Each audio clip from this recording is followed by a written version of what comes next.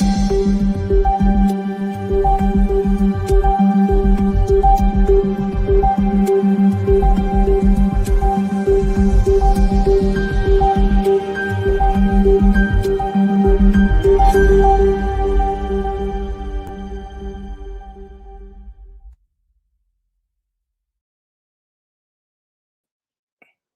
hola, buenas tardes. Son las 17 horas aquí en la Ciudad de México. Pues como prometido, vamos a hacer un especial de este jueves. Precisamente, pues ya saben ustedes, se ha dado una serie de eventos concatenados y muy importantes que van a definir el nuevo orden mundial. Y después de la visita del presidente Biden, que por cierto le deseamos una pronta recuperación. Ayer, desgraciadamente, también tuvo un lamentable lapsus, ya lo conocen. Entonces, mira, el título de hoy es Futurista Cumbre de Rusia, Irán y Turquía, despega la multipolaridad. Pero realmente es lo que dejaría como esencia de esta charla que tendré con ustedes. A ver, venga, Giselita. Bueno, y vean, ahí está, ese es el logo que hizo Giselita, ahí lo tienen. Los tres, Ibrahim Raisi, que es el presidente de Irán. Realmente en la estructura de Irán, el presidente no es la máxima figura. Como es una teocracia, literalmente, chiita, una, ahí es la religión del Estado, es el chiismo, que en Irán es mayoría, pero dentro del mundo islámico es alrededor del 15%, pues aquí su máxima figura es el Ayatollah Jamenei, que es el sucesor del Ayatollah Khomeini, muy famoso, por cierto. Y ahí tienen a su, bueno, aquí desde mi perspectiva a la izquierda está el presidente Putin, que por cierto lo vi muy contento en la visita, algo consiguió, y a Erdogan, el sultán Erdogan de Turquía, que va en ascenso como una potencia muy relevante, y no lo veo tan contento a Erdogan. Bueno, ya hablaremos de ello. La siguiente, Giselita. Bueno, y realmente, vean, eso es fundamental. Poca gente ha tocado este tema no solamente en Estados Unidos, en todo el continente americano, incluso en Gran Bretaña. Me llama la atención que no lo hayan tocado como se merece. Y es de que, vean, cito al ex primer Tony Blair, que es un globalista, aunque sea disque socialdemócrata, laborista, él siempre ha hablado del gobierno mundial, de Global Great Britain, de Gran Bretaña como gran potencia global, claro, ellos manejando al planeta y los demás como vasallos. Y cito, dice, Ucrania muestra que el dominio de Occidente, yo esa palabra de Occidente a veces no la entiendo, porque a ver, es muy respetable Japón, pero Japón no es una potencia occidental, es oriental, pero aquí le llaman Occidente, como que ya se perdió la semiótica en su quintesencia, y dice, llega a su fin conforme China asciende. Les recomiendo ampliamente el artículo, no porque yo lo haya escrito, precisamente lo formuló en Ditchley Foundation, que es pregona la alianza indefectible entre Estados Unidos y la Unión Europea. Vale la pena que ustedes, aquellos que son investigadores, tienen la obligación de leer entero. Ahí tienen ustedes el link. Ya saben que en eso yo no soy codo. Y de su discurso en Digital Foundation, porque nada más habla de que, no solamente habla de que el mundo va a ser bipolar o quizá multipolar. Ahí se equivoca Blair, yo creo que está confundiendo. Él quisiera una bipolaridad entre Estados Unidos y China. Y claro, Gran Bretaña en la férula de Estados Unidos. Y deja, por su desdén hacia Rusia, deja de lado a Moscú, lo cual es muy difícil.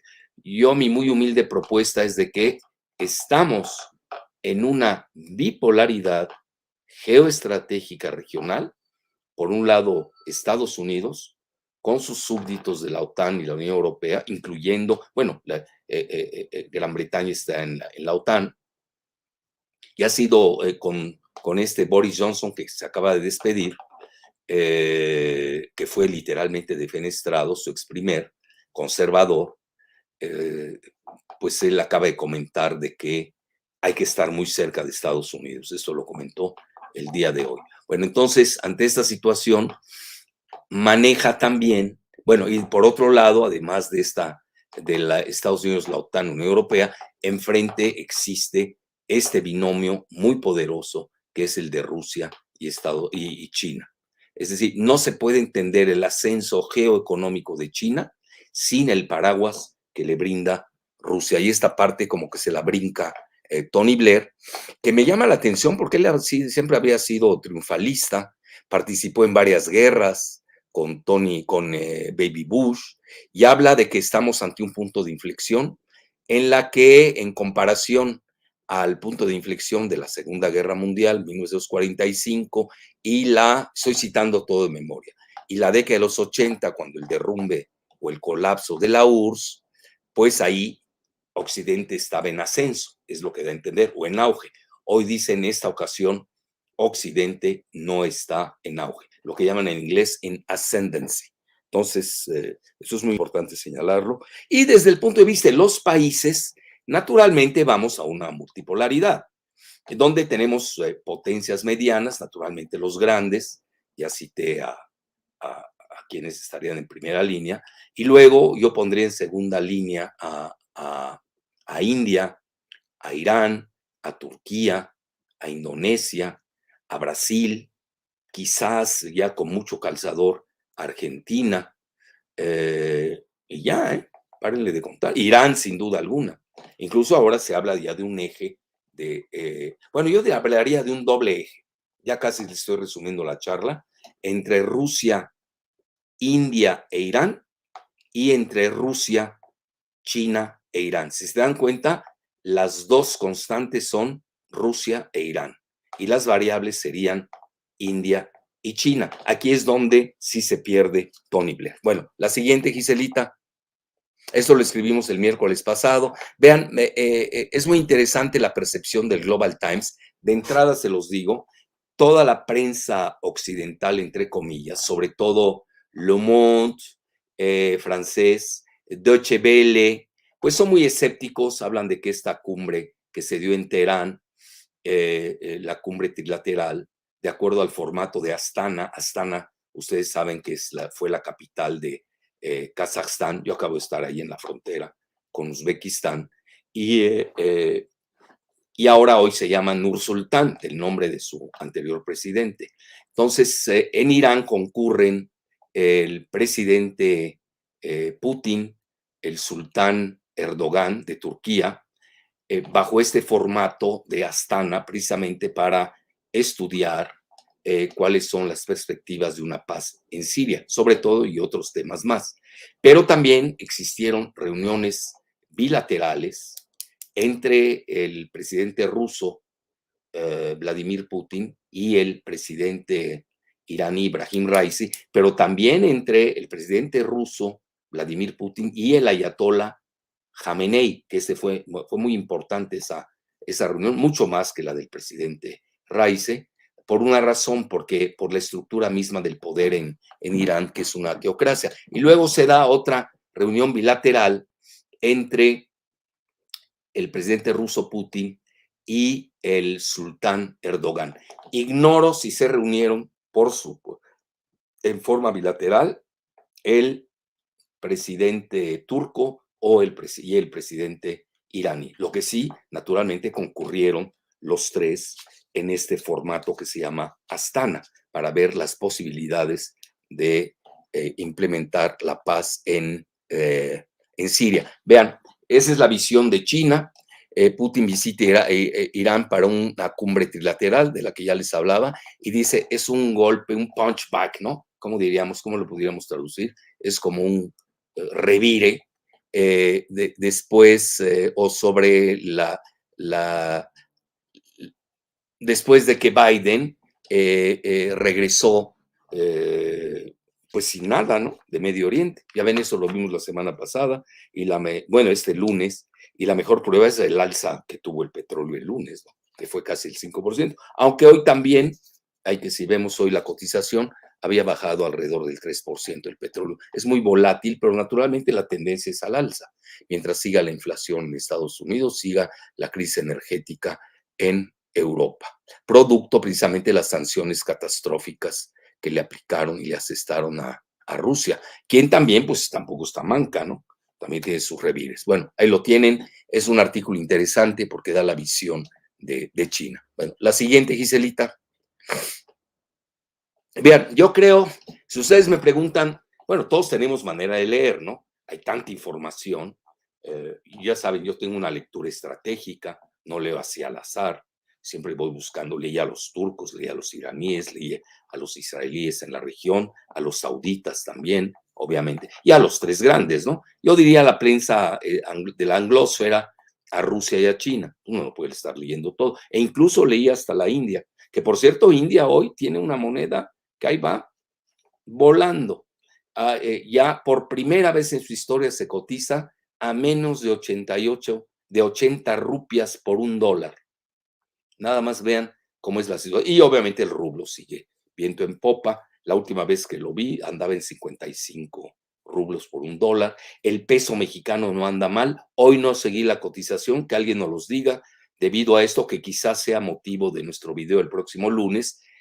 Bueno, yo diría la querella, no quiero sonar dramático, dentro del TEMEC, del Tratado México, Estados Unidos, Canadá, entre Estados Unidos y Canadá. Bueno, Canadá es un títere de Estados Unidos, frente a México por la cuestión energética. Eso yo creo que sí vale la pena que lo veamos el próximo lunes en un video, el video que tenemos común. Vean, para mí hubieron dos cosas que desprendí de todas mis lecturas.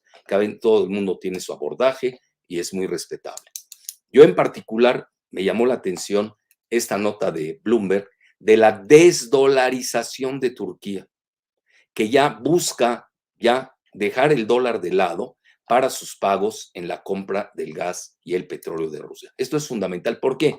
Porque ahorita Turquía está padeciendo una grave crisis financiera, no al nivel de Argentina, pero sí fuerte. La lira turca se ha depreciado demasiado. Entonces, esto incluso lo comenta Bloomberg, que es pro-Trump, perdón, pro-Biden y pro-George Soros a morir. Dice que este acuerdo pudiera ayudar a ralentir, ¿no? Ralentizar, como dicen los argentinos, la declinación de las reservas foráneas de Turquía. Entonces ahí tienen, ya empieza esa tendencia que hay que seguir de la desdolarización, y ya cuando lo empiezan a manejar en Irán, en Turquía y en otros países del Medio Oriente, pues hay que empezar a preocuparse, porque ustedes lo saben, incluso entre China y Arabia Saudita ya existen swaps, igual con Rusia, que se están dando entre sus monedas respectivas, saltándose al dólar y al modelo SWIFT, ya saben, SWIFT. Ya hicimos un video al respecto, que por cierto fue muy premonitorio y le ha ido muy bien en sus vistas. Bueno, la siguiente, Giselita, esa es una. Y la otra que me llama más la atención también es la cuestión geoeconómica de que se está haciendo un corredor geoeconómico entre India, Irán, pasando por el mar Caspio, hasta Rusia, lo cual pues se evitarían la mitad del tiempo logístico que hoy existe, y además desde el punto de vista geopolítico, pues con todos los problemas que existen en los alrededores. Bueno, esto lo saca el Mail Online, que es británico, y para ellos esto es su visión, para que vea que yo pongo la tesis y la antítesis, y precisamente, bueno, aquí le echan que está enfermo, ya saben, le andan inventando mil enfermedades, pero curiosamente, vean, yo no me quiero meter estos problemas de las enfermedades, han salido cosas muy feas en relación al presidente Biden, y no las vamos a explotar, pero tampoco se vale, ¿no?, de que anden inventando a alguien tan sano y es judoka como Putin, de que ya estaba cojeando. Bueno, pues se cansó de un viaje largo, quizás ahí movió las piernas, no, ya anda mal, tiene Parkinson, ya alimenta cáncer, ya alimentaron, y hoy saca la CIA que no es cierto, que está muy bien, mejor que nunca en salud, el presidente Putin. Bueno, no me quiero meter a ese renglón, pues yo diría inmundo sobre lo que se publica sobre el presidente Biden, y ya no se diga el laptop de su hijo. Bueno, nos saltamos eso. Para Mail Online, lo que está buscando, según ellos, Putin, es salir de su aislamiento. Así de fácil. Y otra cosa, que esto se ha manejado mucho, de que a Rusia no le ha ido bien frente a los drones de Ucrania, que curiosamente se los vende Turquía, que tiene muy buenos drones, pero parece ser los drones de Irán, ya lo vimos la vez anterior, pues son todavía mucho mejores. Y parece ser, bueno, eso lo dice Jake Sullivan, el asesor de seguridad nacional de Biden, Irán, a cambio de algo, no se dice de qué, porque no creo que esto sea gratis, le va a abastecer a Rusia con estos drones, lo cual cambiaría parte de la dinámica aérea que se está dando allá en el teatro de batalla en Ucrania entre Rusia y Kiev. Bueno, la segunda, por favor.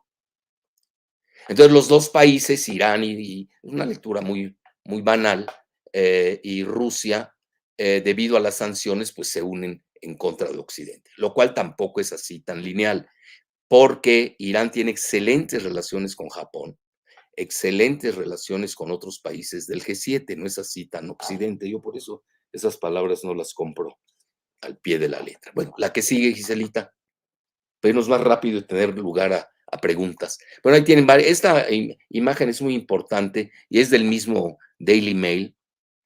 Dice, habla con el ministro del petróleo de Irán, que se llama Javed Ouji, precisamente porque tienen planes para Irán no tiene mucho petróleo, tiene más gas que petróleo. Igual Rusia, son las dos principales potencias gaseras del planeta. Luego, si no me equivoco, vendría en tercer lugar Qatar. Ahora, aquí lo importante es que no ha salido mucho al respecto. Rusia elaboró, aunque no se ha filtrado mucho, es lo que se permea así en algunas filtraciones, un acuerdo de alcances estratégicos, de asociación estratégica entre Moscú y Teherán por 40,000 millones de dólares, que se parece mucho en imagen en espejo al que hizo Irán con China. Bueno, la siguiente.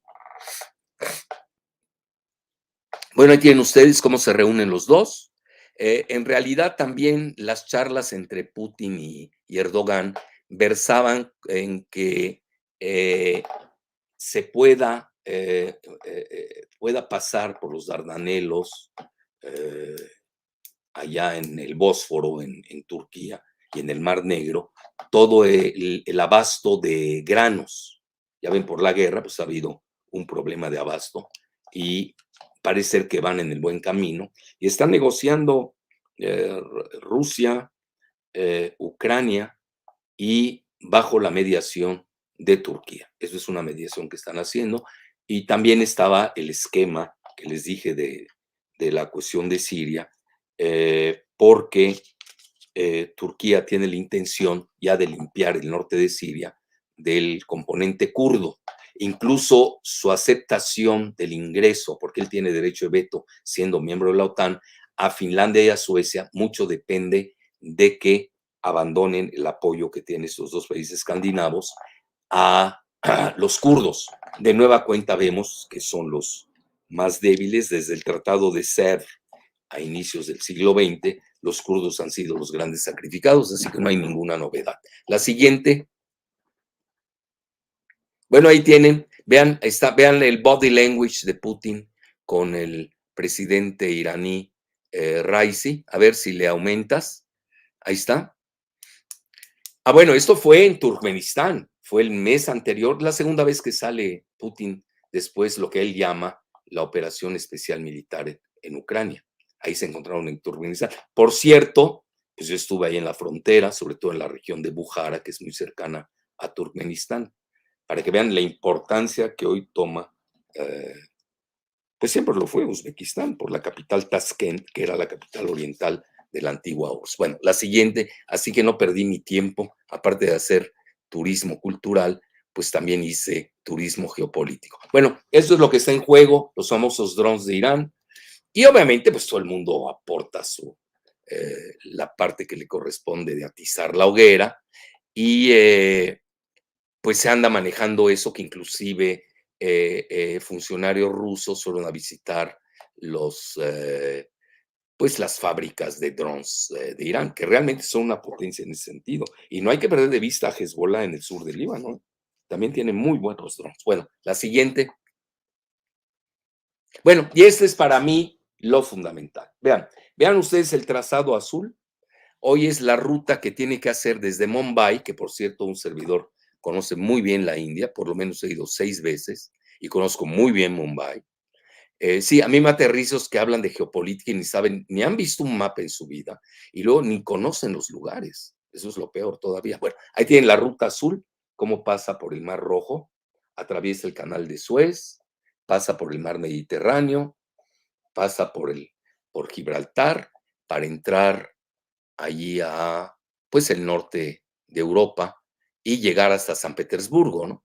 Que ustedes saben, está muy cercano San Petersburgo, aquellos que lo conocemos, que es una maravillosa ciudad, pues está más cercana al, al mar Báltico que al mar Negro, ahí lo están viendo, ¿no? Entonces hoy la ruta que se pretende hacer es la que así se conoce, véanlo, manejen mucho ese término porque va a estar de moda, es el NSTC, que en inglés quiere decir North South Transport Corridor. Ese es el corredor de transporte norte-sur. ¿Por qué norte? Porque es Rusia. ¿Por qué sur? Porque es la India. Y la intermediación es a través de Irán. Yo diría incluso hasta de Azerbaiyán, con la capital Bakú, y naturalmente pues Irán con todo el mar Caspio. Entonces vean cómo la ruta roja pues se va a ahorrar la mitad logística, va a llegar a Bandar Abbas, que está en el sur de Irán, muy cerca de Kirch, que es ahí donde tienen grandes yacimientos de lo que se llama en inglés South Pars, que es la región sur de los persas, donde hay grandes yacimientos de gas, y luego esto sí que eso le interesa mucho a la India, que va a resultar la gran vencedora, igual con China, de esta guerra en Ucrania, y luego pasa por la capital de Azerbaiyán, que es Bakú, y Astrakán, de ahí vienen los famosos sombreros que usan los rusos y los armenios, se llama Astrakán. Yo en mi juventud los usaba mucho en los inviernos gélidos del Líbano, y luego para llegar hasta Moscú. Vean que, y luego, obviamente, a San Petersburgo, que de ahí es el grupo gobernante de Rusia. De ahí son Medvedev, de ahí viene Patruchev, de ahí viene eh, el mismo Vladimir Putin, etcétera, etcétera. Siempre hay grupos de una ciudad, no estoy dando ideas para Grupo Tabasco, porque ya lo dije en mi reciente conferencia allá, pero siempre, sí, como el grupo atracó mucho, ¿no? Pues gobernó cuántos años, ¿no? El, los regios con Salinas, etcétera, etcétera. Se da, no es algo así del otro mundo, así que no hay que asustarse. La siguiente, por favor. Y para mí esto es lo más importante de todo lo que se acordaron entre Irán y Rusia. La siguiente, aparte los 40,000 millones de dólares. Y vean, Haaretz, con este autor que es Házaro, Ángel Peffer, bueno, es rusófobo furibundo, como buen Házaro, la mayoría, obviamente, hay Házaros que no son rusófobos. El primero sería Netanyahu. Curiosamente, Netanyahu estaba más cerca de Trump que de Biden. Y ahora estaba leyendo un artículo hoy de Haaretz, pues están preparando ya Netanyahu como el príncipe MBS o Mohammed bin Sultán de Arabia Saudita, pues ya así lo dicen ellos, que le reclamen a Haaretz, que son aliados del Partido Demócrata y de esta triada de Házaros, que son Anthony Blinken, secretario de Estado, el Jake Sullivan y la muy pugnaz Vike Nuland, ¿no? Que parece ser el gran rumor es de que si pierde la elección el Partido Demócrata, como hoy se asientan las tendencias, pues a estos tres personajes pues, les van a dar las gracias. Entonces, vean, la tesis de este Peffer, que es exageradamente rusófobo, no lo oculta, no tiene la seriedad de Svev Varel, que yo sí lo sigo mucho en Haaretz, es un gran estratega, muy buen analista estratégico, y aquí pues arremete contra Putin, dice que perdió la guerra de los drones, bueno, eso que perdió la guerra, ya tienen el 25% de territorio ucraniano, ahí luego me dicen ustedes si perdió o ganó, quizás puede decir está en debilidad relativa frente a los drones que le dio Turquía a Ucrania, Ese puede ser un título, pero si perdió la guerra de los drones. Y cómo Irán lo puede ayudar en Ucrania, lo que les decía, ¿no? Bueno, ahí lo tienen ustedes. La siguiente, por favor. Bueno, y ahí va la prensa en contra. Y yo desde pequeño leo L'Orient Le Jour en Líbano, es un periódico libanés muy pro-francés. En mi época pro-francesa furibunda, hoy ya soy más equilibrado. La edad también da la armonía de la mente y la espiritual también, aunque no se ve. Y L'Orient Le Jour maneja de que le fue muy mal, pues de que es muy simbólica la reunión y que realmente es pues de que pese a la voluntad en la convergencia, en realidad, pues tampoco les fue muy bien. Eso es lo que comenta L'Orient Le Jour, muy cercano a la Cancillería francesa. La siguiente, pero es el mismo tono de Le Monde, la misma tónica de Deutsche Welle. Bueno, y Press TV de Irán comenta una declaración muy fuerte del Ayatollah Khamenei de que los países occidentales se oponen resueltamente a una Rusia fuerte e independiente. Y comenta que si la OTAN no hubiera sido frenada en Ucrania, hubiera empezado la misma guerra usando a Crimea como pretexto. Una declaración muy fuerte. Y dice, luego agregó el supremo líder del chiismo universal, de que Estados Unidos y Occidente, de nueva cuenta esta palabra que yo sigo sin entender, se han vuelto más débiles que antes. Bueno, no está en discordancia con lo que acaba de decir Tony Blair, el ex primer ministro británico, y agregando que pese a los grandes esfuerzos y a sus gastos, cito, sus políticas en los países regionales, incluyendo Siria, Irak, Líbano, donde hay fuertes minorías o mayorías, dependiendo del caso. Irak, Líbano, pues pondríamos en Líbano, están empatados los cristianos, los chiitas y los sunitas. Irak, la mayoría, sin duda, estamos en un 80% son chiitas. Y en Siria, pues son los alawitas que realmente no son tan chiitas. Es una secta esotérica del chiismo y tampoco es una mayoría. Ahí estamos hablando, los sunitas en Siria son alrededor del 80-85%. Palestina son sunitas, etcétera, etcétera, pero esas políticas se han vuelto menos efectivas. Ahí, eso lo cita Press TV, que es de Irán. La siguiente, Gisela. Pero vean, sonriente siempre Putin, está más sonriente que sus homólogos iraníes.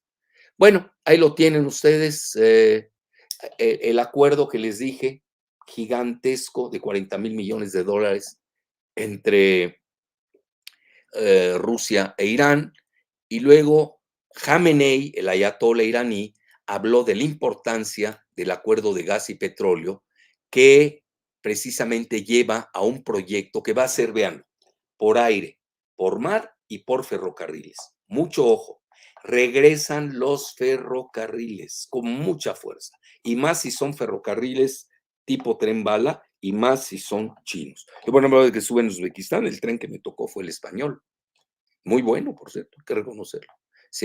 Yo he viajado hasta en un tren japonés, viajé de Tokio a Osaka, tren bala, muy bueno, por cierto. Toda China la viajé en tren bala, aparte de son muy baratos sus vuelos aéreos, tiene aeropuertos por doquier. Bueno, es una maravilla todo eso. Entonces aquí, regresando, el transporte, véanlo, de nuevo el NSTC, el North-South Transport Corridor, el corredor de transporte norte-sur. Y ahí va el dólar, la desdolarización, cito, que será en forma gradual quitado de sus transacciones globales. Oigan, estamos hablando, ya Irán está en el 15º lugar de las principales economías del mundo, pese a las sanciones. Turquía pertenece al G20. Ya ustedes empiezan a ver que gran parte fuera del G7, de los otros, yo diría, poderes multipolares, empiezan a soltar el dólar y hay que empezar a preocuparse. Bueno, la siguiente, bueno, ya hablé de que se reunió Putin con el presidente Brahim Raisi. Y ahí está la reunión de Astana, ya les hablé bastante al respecto, que este grupo fue fundado en 2015 precisamente en la capital de entonces de Kazajstán, que era Astana. Hoy ya se llama Nur Sultán. La siguiente, por favor. Y vean, Raisi también habló de la necesidad de ya implementar un acuerdo político en Siria. Pues sí, ellos y Rusia fueron los grandes vencedores. Todavía Turquía maneja la región de Idlib yo diría, en el noroeste de Siria, frontera con Turquía, donde está la famosa ciudad de Alepo, donde se come, yo creo que es la mejor cocina árabe del Medio Oriente. Entonces, dice, después de 11 años, desde el inicio de la crisis en Siria, la República Islámica de Irán todavía piensa que la única solución a la crisis, obviamente es para que lo escucharan bien los turcos, es una solución política y que la solución militar lo único que hace es exacerbar esta situación. Bueno, esto viene porque sí se manejó abiertamente de que tanto Rusia como Irán estaban en desacuerdo con una limpia del norte de Siria, donde están los asentamientos kurdos. Bueno, la siguiente, por favor. Bueno, ahí lo tienen, colorín colorado, y empecemos con las preguntas. Adelante. Sí. ¿Tienes muchas preguntas o pocas? Sí, hay varias preguntas. Bueno, venga. ¿Tú tienes algo que agregar, Giselita? Que Pues, si quieres decir algo. sí, justo relacionada con esta primera pregunta, voy a comentar, primero, matizar un poco lo que mencionaste sobre Tony Blair, que obviamente ya están aceptando esta idea de un nuevo orden mundial, pero la están hablando abiertamente, no es porque ellos no la sabían y ahora ya la saben, sino porque están ocupando este discurso para poder ellos generar políticas en contra de este nuevas tendencias del orden mundial. Y también me llama mucho la atención, el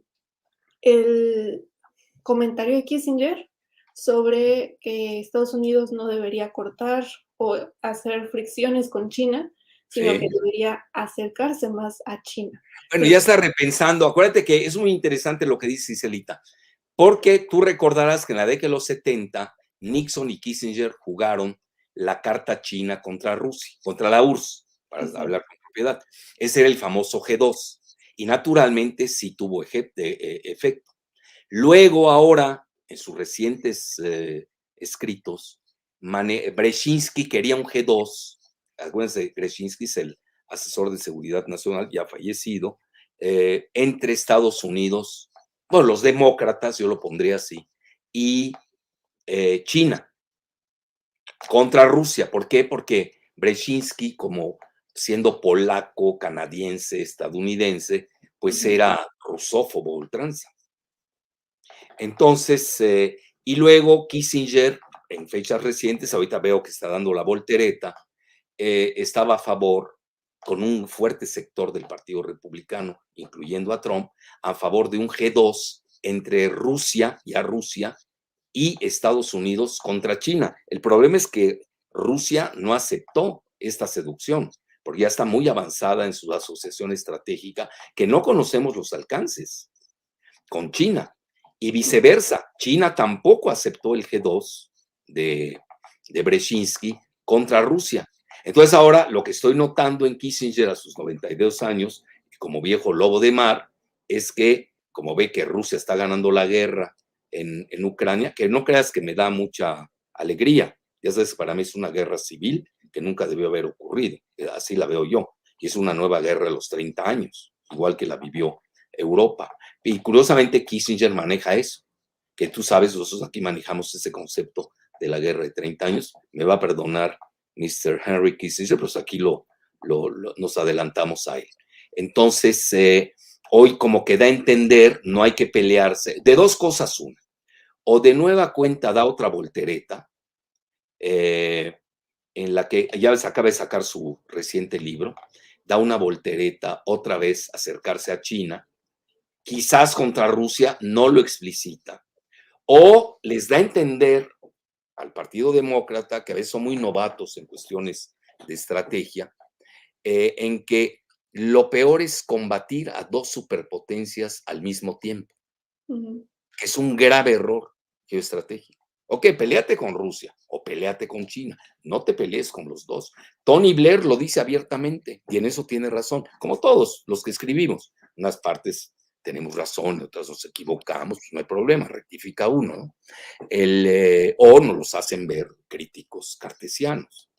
Entonces, maneja él de que sí viene una alianza ya está la alianza estratégica entre Rusia y China, que esa es la gran lección de la guerra de Ucrania. Ojo, sumados, ojo, de Irán. No cita a India, porque realmente India está en una posición muy neutral, que va mucho, los que conocemos la religión hindú, hemos viajado a la India varias veces, va mucho con su pluralismo teológico. Ujú. Ellos son politeístas. Entonces ellos no van a adorar a un solo Dios, extrapolando esto al punto de vista geopolítico. Ellos se van a llevar muy bien con Rusia, muy bien, con China no se están llevando bien. Y es lamentable porque ahí alguien va a amarrar navajas, pero se llevan muy bien con la anglósfera. Eso no hay que equivocarse. Pero también agrega algo Blair que me llamó la atención. Jala a Indonesia. ¿Y por qué Indonesia? Porque hoy Indonesia casi tiene 300 millones de habitantes musulmanes. Es el país que tiene el mayor número de musulmanes. No van a creer que son los árabes. Casi Indonesia tiene el mismo número de todos los países árabes juntos. Bueno, estoy exagerando, porque son 22, incluyendo a Palestina, que no la quieren reconocer.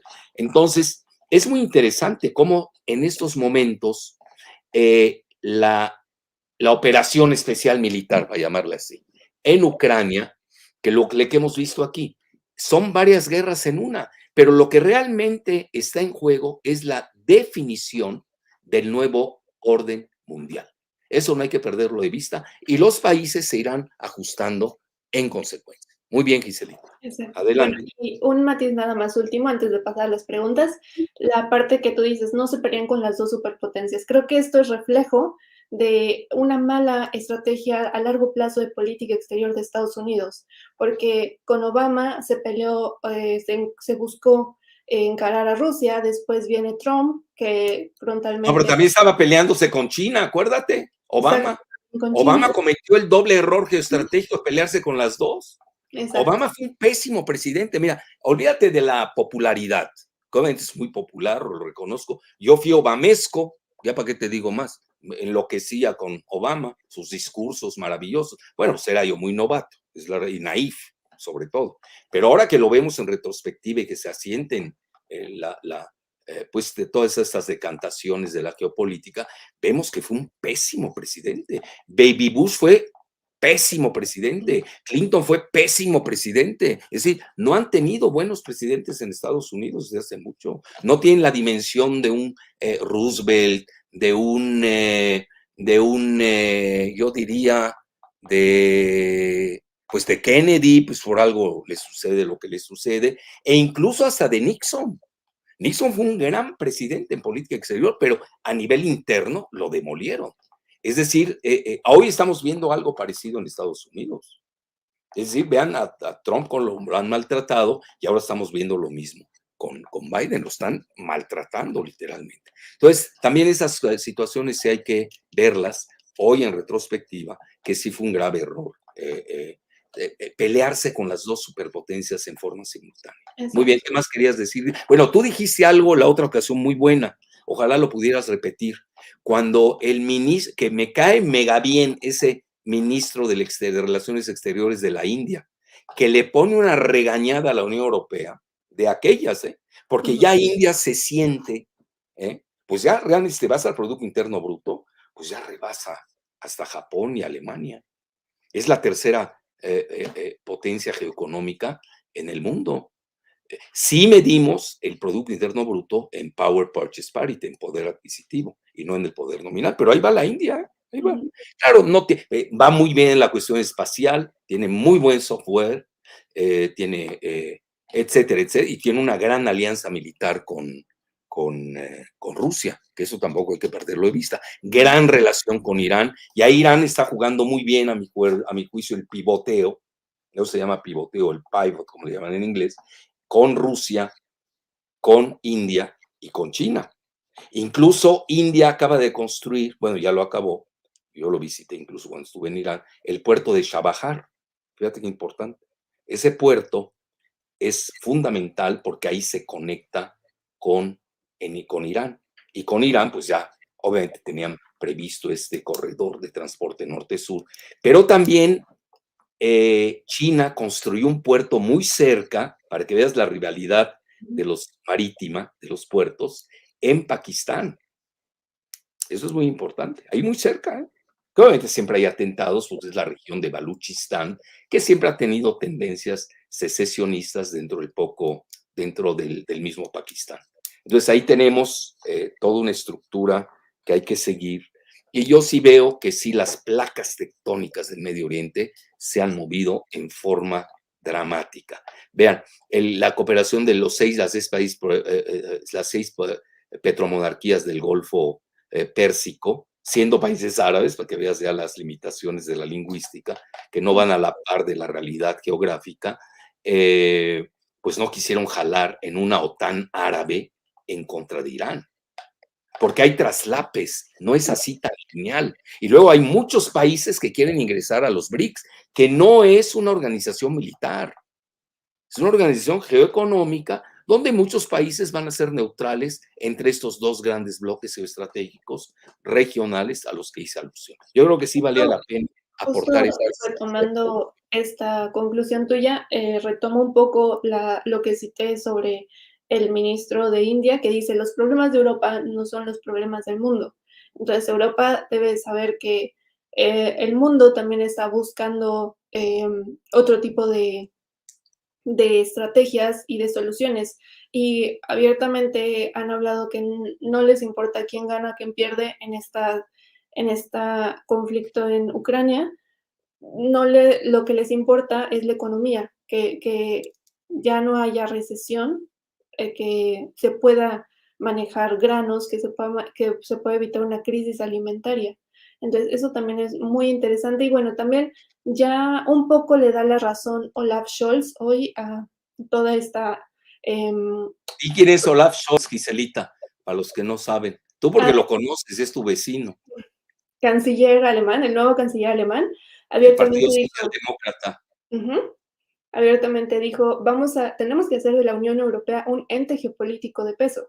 Eso es muy importante porque la Unión Europea dejó de ser un ente geopolítico y creo que uno de los puntos clave para que empiece a ser un ente geopolítico de peso es desligarse de Estados Unidos, empezar a ver por sus intereses y también tratar de no comprar todos los pleitos que tiene Estados Unidos. Eso se me hace muy interesante y si quieres ya nos vamos con esta... Sí, pero déjame agregar algo. Fíjate que Olaf Scholz acaba de decir de que sí viene el mundo multipolar en 2050. Oye, yo creo que se alargó mucho, ya lo Sí, estamos viendo. Bueno, exacto. esa falta de visión lamentable, y tú lo sabes, yo soy eurocéntrico, eurófilo, todo lo que le sigue, eurófono, todo lo que le sigue. Entonces, pero sí estoy viendo, desgraciadamente, no está en su mejor momento de estadistas Europa. Incluso Kissinger lo dice, lo Sí. acaba de decir en su entrevista que le hace David Goldman para Asia Times, que los dos son, bueno, David Goldman es uno, yo creo que es una de las, es Hazard, por cierto, pero es de una gran lucidez, fuera de serie.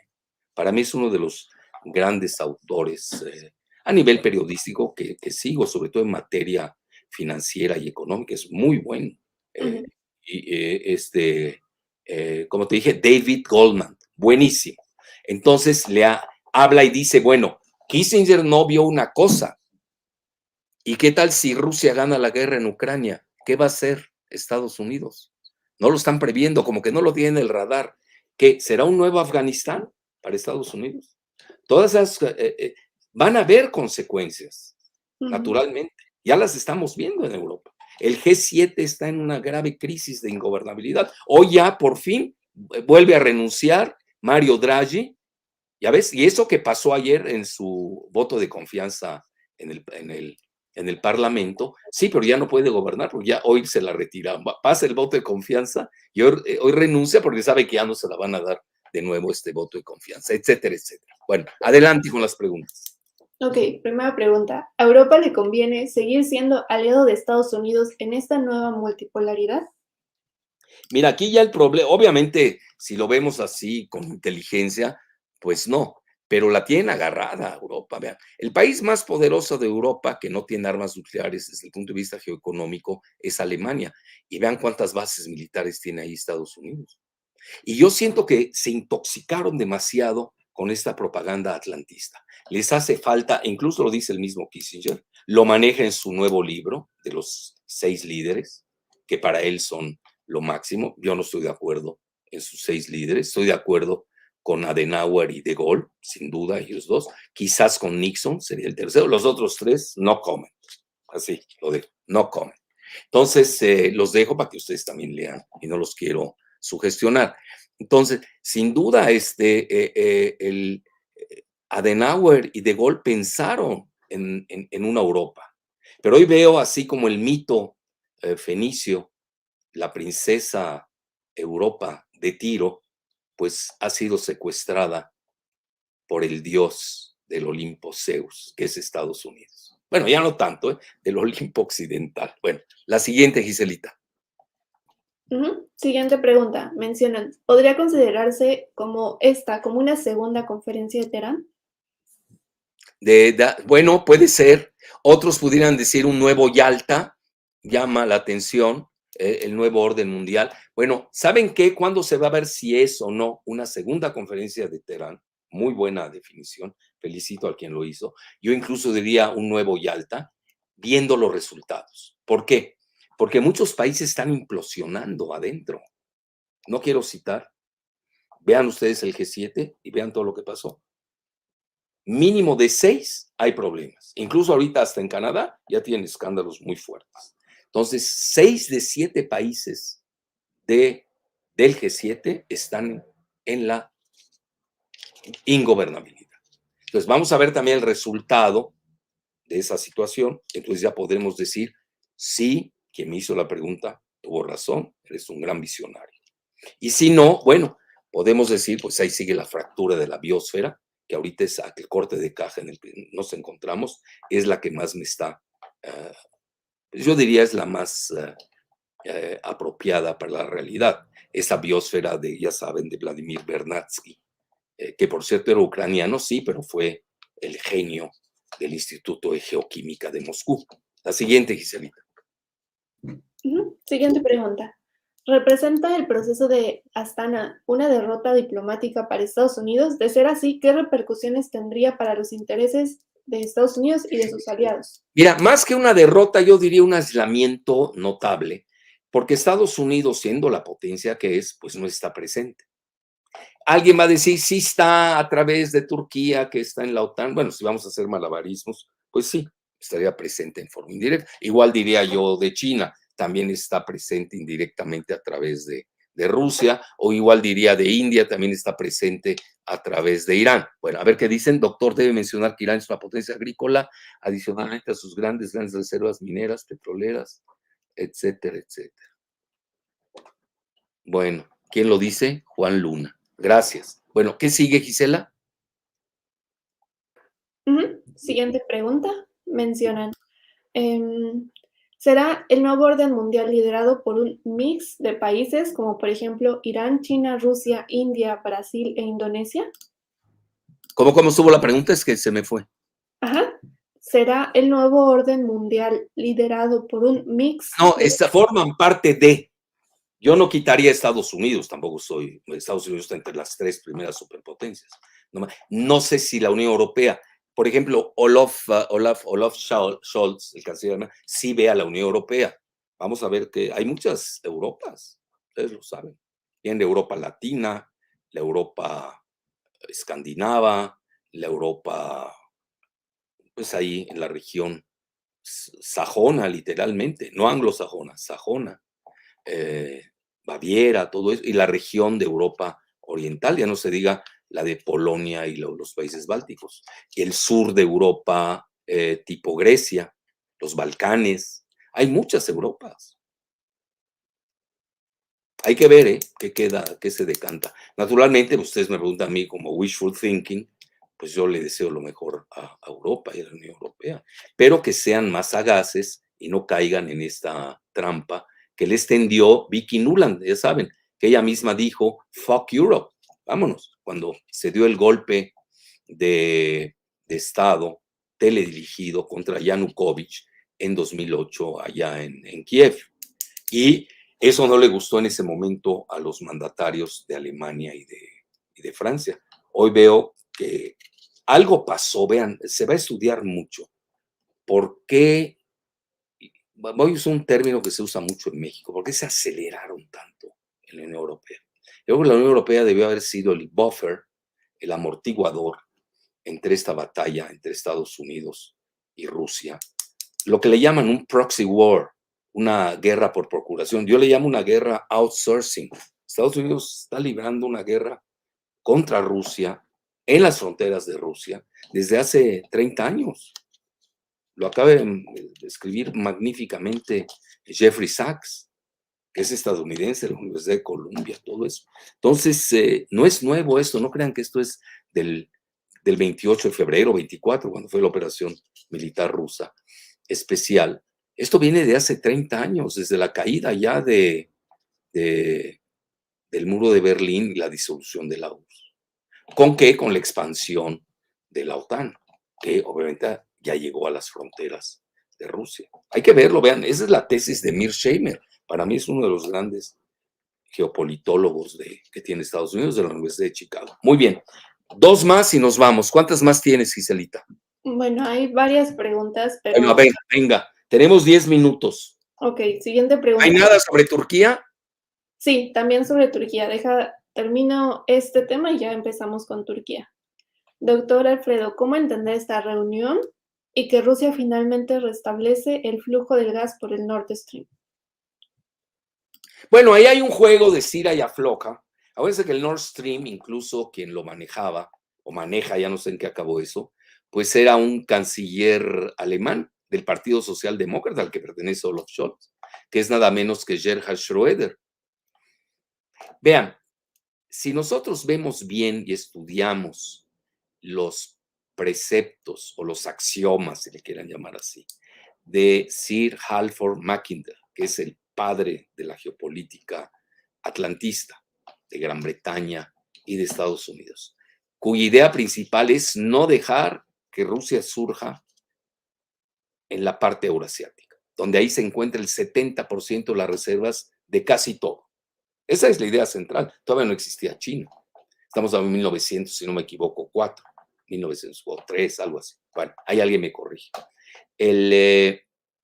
Entonces, ese precepto, en realidad, porque acuérdense que él estuvo detrás de la creación de la OTAN, del Pacto del Atlántico Norte, Mackinder. Y luego él incluso funda, si no también me equivoco, en la London School of Economics. ¿Qué era lo real? Era impedir, incluso tuvo mucho que ver esto en la Primera y la Segunda Guerras Mundiales. Si nosotros excavamos bien la historia de esos momentos, hoy con mayor retrospectiva, ¿no? Un mayor zoom que nos da el tiempo actual, o el tiempo presente. Y la idea era impedir la unión de Alemania con Rusia. Si ustedes me preguntan, ¿lo consiguieron las dos potencias anglosajonas que son Estados Unidos y Gran Bretaña? ¿Corte de caja de hoy? Sí. ¿Dejarán que refluya el Nord Stream 2? Bueno, ¿y el Nord Stream 1? La misma Ucrania cerró sus gasoductos que pasaban de Rusia por Ucrania, que reciben también ahí dádivas, que iban hacia Alemania y Europa. Entonces, ahí hay muchos juegos muy perversos de 3 bandas que hay que ver cuál va a ser su consecución.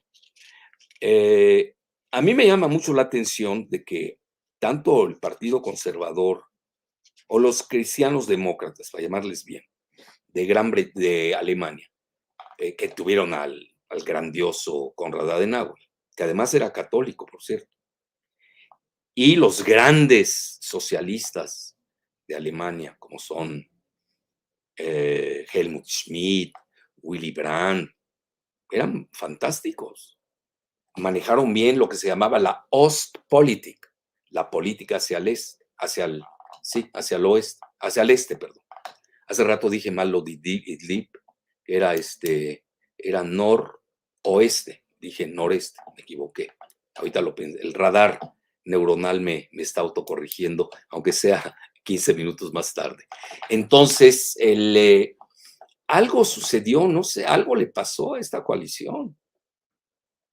Porque debieron haber decantado las vivencias de la Primera, Segunda Guerras Mundiales, la Guerra Fría, que ellos lo vivieron, la unificación alemana, la caída del muro de Berlín, la unificación de Berlín, lo cual todos festejamos. Y también del lado socialdemócrata, pues la parte que les correspondió y ahí tienen las enseñanzas, que no sé qué sucedió. Yo creo que un gran tema de análisis va a ser el rapto de la princesa Fenicia a Europa por el dios del Olimpo estadounidense, Zeus. Algo pasó. Tienen que hacer ya su propia autocrítica. Ya estamos viendo que empiezan a haber veleidades. Se notan en Francia, en Alemania, en Italia, sobre todo las tres grandes potencias. Lamentablemente, vean, no quiero atizar el fuego, no quiero atacar menos a mis amigos españoles, mejor lo dejamos ahí. Bueno, ¿qué más tienes, Cicelita? Ahora sí, sobre Turquía, han preguntado mucho. Primera pregunta, doctor Jalife, ¿a qué juega Turquía? Primero avala la entrada de nuevos países a la OTAN y luego se reúne con Putin y Raisi. Bueno, Turquía como buen país medio oriental que tiene un pasado, su pasado otomano fuera de serie, pero además hay que ver su presente, vean, aquellos que conocemos los Balcanes, Medio Oriente, y hemos llegado hasta China, y también, ya no se diga en Uzbekistán, estamos hablando de lo que se llama los países túrquicos, de origen mongólico. Entonces, esos países, pues vean, van desde los Balcanes, desde Albania, hasta Xinjiang, la provincia autónoma islámica de China, con 11 millones de habitantes. Entonces, pesan mucho a nivel racial. Yo lo noté ahora que estuve en Uzbekistán. Sí hay una presencia low profile, de bajo perfil de Turquía, pero ahí están. La gente conoce su historia, sus antepasados. Pues Tamerlán, ¿qué era? Pues es el héroe de Uzbekistán, etcétera, etcétera. Entonces, tiene una gran presencia. Turquía ahora le está yendo muy bien en el área de la construcción. Tiene excelentes, no me quiero meter a lo de México y Venezuela, tiene excelentes relaciones con Venezuela en estos momentos, igual que Irán, ojo. Entonces, a nivel del Medio Oriente en forma específica, por ejemplo, yo les digo, pues yo que cada vez que puedo, pues yo antes iba una vez al año al Líbano, después del COVID, pues ya no, dejé de ir hasta ahora que regresé, 3 años después. Entonces, nota uno la presencia de Turquía, nada más el número de vuelos, yo me fijo mucho en eso. Para mí no más voy a un aeropuerto, estoy viendo también el número de vuelos, a dónde van, etcétera, su frecuencia. Cuando veo la frecuencia de vuelos de Beirut a Estambul, es impactante. Pocos países la tienen. Igual de Uzbekistán a Estambul. Yo regresé de Uzbekistán, de Tashkent a Estambul, precisamente en Turkish Airlines, que es una aerolínea de primer nivel. Entonces, está regresando, tiene presencia en Libia, tiene presencia en Siria relativa, y obviamente a veces tiene choques puntuales con Rusia y con Irán, pero también se dan cuenta que no todo es tan lineal y maniqueo, hay traslapes. Entonces muchas veces juegan en esa parte de los traslapes, y eso es mucho del Medio Oriente, jugar con las superpotencias. Y yo es ahí donde veo el rol de Turquía. Por ejemplo, a China le interesa tener excelentes relaciones de Turquía, pues para no alebrestar a la minoría islámica autónoma que tienen allá en Xinjiang, cuya capital es Urumqi, con 11 millones de habitantes.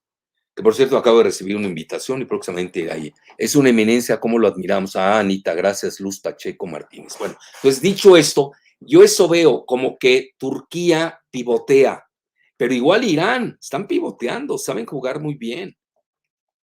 Entonces no se vayan ahí con las fintas lineales del Pacquiao contra el Canelo Álvarez, eso no existe ahí. Ahí son más de hipercomplejidades, de juegos de varias bandas. Y hoy, por ejemplo, lo estamos viendo, los Emiratos Árabes Unidos, a la misma Arabia Saudita, bueno, no le contestaban el teléfono a Biden para elevar la producción.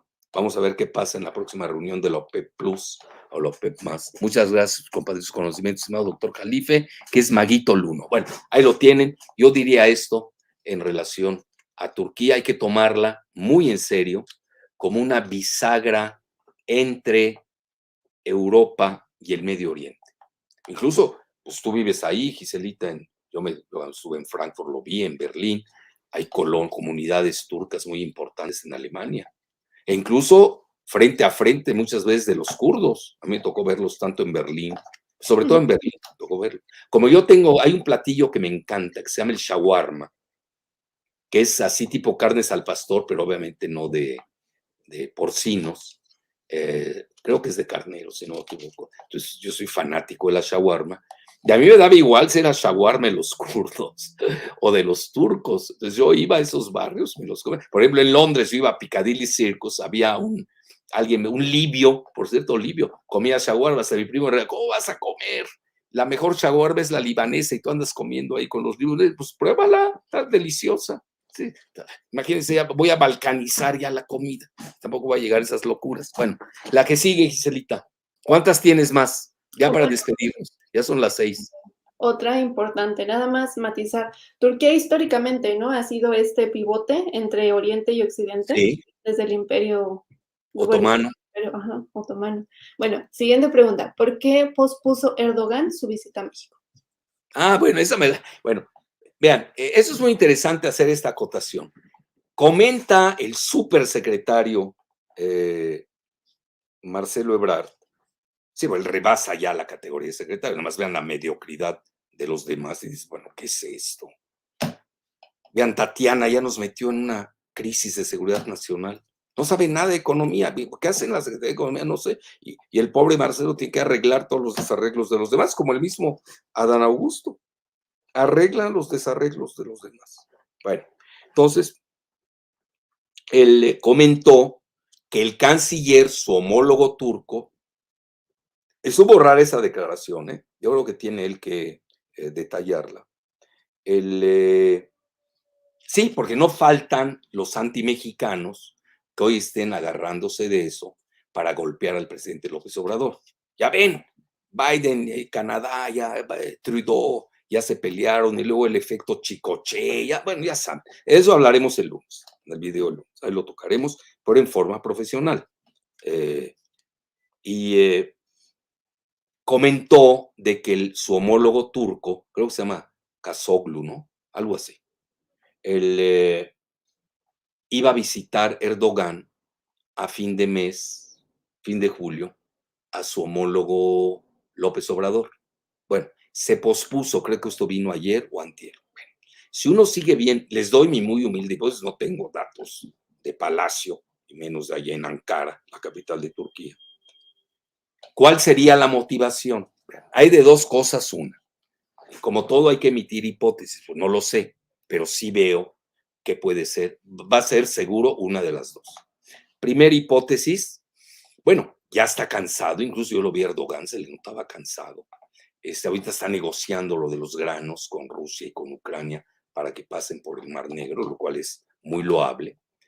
Esa es una, ¿no? Y luego todas estas negociaciones muy fuertes, todo lo que tiene que ver con la aceptación de los países escandinavos a la OTAN, etcétera, que no está todavía, ya hay una probabilidad de que entren, pero todavía, si Turquía veta eso, pues no entran, así de fácil. Y luego tienen todo esto del formato Astana, eso es importante, la reunión que se dio entre gracias, doctor Jalil, por compartir su conocimiento. Un saludo desde Santa Cruz, Chiautempan, Tlaxcala, México. Bueno, ahí tenemos grandes amigas y amigos en Tlaxcala, sobre todo mi amiga Dulce Silva, esposa del gran Ave César Yáñez. Bueno, entonces dicho esto, esa sería la primera hipótesis. La segunda, en la reunión de Teherán que se dio, el formato Astana, como si se le conoce, así como hay el formato Minsk que se manejó para la Unión Europea con Rusia y Belarus en relación al asunto de Ucrania, cuando se estaba negociando. Y para mí fue un error haberse salido de ese formato Minsk. Claro, tenía un defecto, no estaba Estados Unidos. Y obviamente, pues al final, pues lo sabotearon. Entonces, pudiéramos decir, porque hoy hizo una declaración muy fuerte el canciller turco, que ellos no tenían que pedirle, más o menos, palabras más, palabras menos, que tenían que pedirle permiso a nadie para su operación militar en el norte de Siria. Bueno, y ahí se desprende, por deducción o inducción, como la quieran manejar, la otra hipótesis. ¿Estará preparando Turquía una operación de limpieza en el norte de Siria en contra de los kurdos? Pues obviamente no va a venir a México. Eso es lo que me llama la atención, porque vean, si no se estuviera preparando algo, la primera hipótesis, que las negociaciones que ya les dije, o la segunda, esta operación militar, se dio cuenta, pulsó, vio qué tan resiliente estaba Putin o, o los iraníes, y ahí decidió, bueno, me la juego, me arriesgo, con bendición gringa, que también van a volver a vender a los pobres kurdos. Puede darse, entonces pues no te vienes a visitar a México, o estar aquí desde acá dirigiendo desde Teotihuacán una operación militar en el norte de Siria. Entonces yo creo que es un momento delicado. Yo no le daría lo que están inventando aquí, que porque ya saben, quieren hacer de Andrés Manuel López Obrador un paria internacional, cual pues no tiene sustento, ni pies ni cabeza. Esa es mi muy humilde hipótesis en relación el haber pospuesto la visita de Erdogan, que con Turquía debemos tener excelentes relaciones. Esa es mi muy humilde opinión. Muy bien. Ya era la última, ¿no, Giselita? Ujú. Ya para despedirnos, pues les agradezco. El próximo lunes abordaremos la querella, vamos a ponerlo así, la querella mercantil dentro del TEMEC, entre los tres socios, ¿no? Sobre todo Estados Unidos y Canadá, en relación a la soberanía energética de México, que yo creo que no han leído el tratado TEMEC. Nosotros, ¿tú te acuerdas, Cicelita? Nosotros lo leíamos en clase en posgrado, ¿te acuerdas, no? Sí. Le damos allá al capítulo 8, inolvidable. Pues ahí está, lean. Salen ahí estos, ya sabes, los lorocutores de siempre, los chayoteros del viejo régimen, pues ni siquiera han leído el capítulo 8 y se ponen a hablar por hablar. Bueno, ya lo ubicaremos en su justa dimensión, haremos un análisis muy pulcro, trataré de hacerlo muy pulcro y ver cuáles son los alcances. Ya de entrada les doy mi muy humilde opinión. Es una tontería que tres socios estén peleando dentro del TEMEC. Se me hace...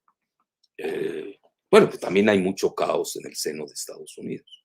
La política interna, están a 4 meses de las elecciones, a Biden no le fue bien eso. Yo incluso lo mensajeé en mi Facebook, que por cierto les agradezco, ya estoy cerca de los 6 millones, ha subido, se lo agradezco al Caín Moreira y al Prixeneta Alito, gracias a ellos, pues ya andamos cerca de los 6 millones de alcance.